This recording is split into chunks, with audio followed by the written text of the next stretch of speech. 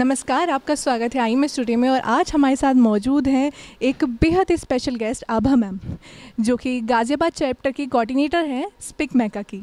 Ma'am, आपका बहुत स्वागत है आई स्टूडियो में। Thank you so much. Ma'am, आप हमें यहाँ तक जिस पोस्ट पे आप आज पहुँची हैं, गाज़ियाबाद के कोऑर्डिनेटर हैं स्पिक मैका की, आपकी जर्नी कैसी रही, मैं वो जानना चाहूँगी। ओके, जर्नी तो मैंने कभी सोचा नहीं था कि यहाँ तक पहुँचूँगी। I did not plan it, लेकिन आर्ट्स में मुझे शुरू से ही बहुत रुचि थी। And I am a Kathak dancer myself. And जब मैं कॉलेज में थी तो somehow I came in touch with this society, SPICMACA, जिसका मतलब है Society for Promotion of Indian Classical Music and Culture Amongst Youth. So as a dancer myself, मुझे ऐसा लगा कि ये सोसाइटी इतना बड़ा काम कर रही है कि जो हमारा यूथ है उसको एक्सपोजर नहीं है so much to the classical arts. हमारे 50 चैनल्स हैं जो कि आपको Russian TV and all over the world से जापानीज़ म्यूज़िक ये वो सब दिखाते हैं, बट इंडियन क्लासिकल म्यूज़िक के लिए बहुत ही कम ऐसे चैनल्स हैं जो आपको एक्सपोज करते हैं to our own traditional music and culture. So this society is bringing the artists into the lives of the students by performing within the walls of the institutions. तो मैं बहुत पहले, आज से मेरे ख्याल से 40 साल पहले इस संस्था से जुड़ गई. And because I have been in Ghaziabad throughout, तो मैंने फिर गाज़ियाबाद में ही अपना काम शुरू किया कि how to coordinate the artists and the schools and colleges here in Ghaziabad. So that's where I am. Ma'am, SPIC MACAY youth talent को एक प्लेटफॉर्म देने में कैसी भूमिका निभा रहा है? So स्पिक मैका का जो मेन पर्पस है यूथ तक हमारे आर्ट और कल्चर को पहुंचाना, अवेयरनेस क्रिएट करना, रादर दैन परफॉर्मिंग. मतलब मैं ये तो नहीं कहूँगी कि आपको परफॉर्मेंस का मौका देता है टू एवरी स्टूडेंट. हाउएवर जब आप एक लेवल तक पहुँच जाते हैं तो परफॉर्मेंस का भी मौका देता है.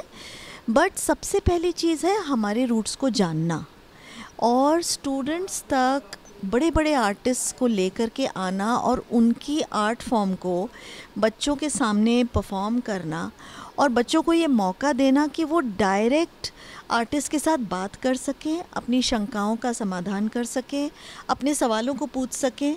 तो ये एक बहुत बड़ी चीज़ होती है क्योंकि जो आर्टिस्ट हैं वो उस लेवल पे होते हैं, तो नॉर्मली स्टूडेंट्स उनसे बात नहीं कर पाते हैं और जो भी उनके सवाल होते हैं वो उन तक नहीं पहुंच पाते हैं. So SPIC MACAY is bringing the artist down to the level of the students. Ma'am, as you mentioned you are Kathak dancer and we know Kathak is a folk media, classical dance form.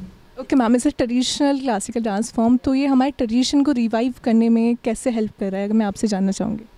सो हमारे देश में there are 8 classical dance forms and Kathak is one of them. And Kathak is prevalent in the whole of north India. So वही बात है कि क्योंकि मैं north India को बिलोंग करती हूँ तो सब उस समय पे बाकी डांसेस को सीखने का अपॉर्चुनिटी नहीं मिली. So naturally I engaged with Kathak and I have been practicing Kathak for the last 40-50 years and इश्क सा हो गया है कथक से.